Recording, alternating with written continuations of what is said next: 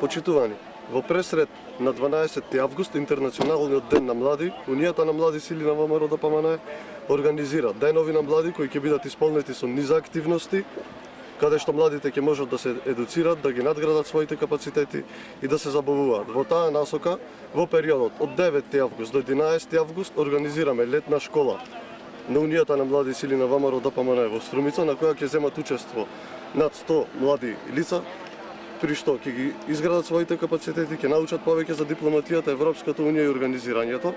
Во таа насока ќе имитуваме исто така и проекција на филм. Традиционално ќе го организираме маршот на Беласица во чест на 5 струмички студенти кои се убиени од комунистичкиот режим.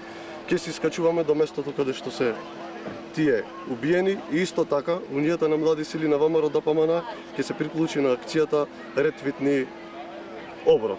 Денеска тука во организација на Општинскиот комитет на Унијата на млади сили во Охрид ќе го започнеме приклучувањето кон таа акција со тоа што ќе поделиме неколку десеттици оброци на бездомните лица, а истото ќе се направи во повеќето општински комитети во Република Македонија. Имено на денот на 12 август, на Интернационалниот ден на студенти, исто така ќе организираме дебата пред спомен куќата на Мајка Тереза во Скопје за квалитетот на високото образование.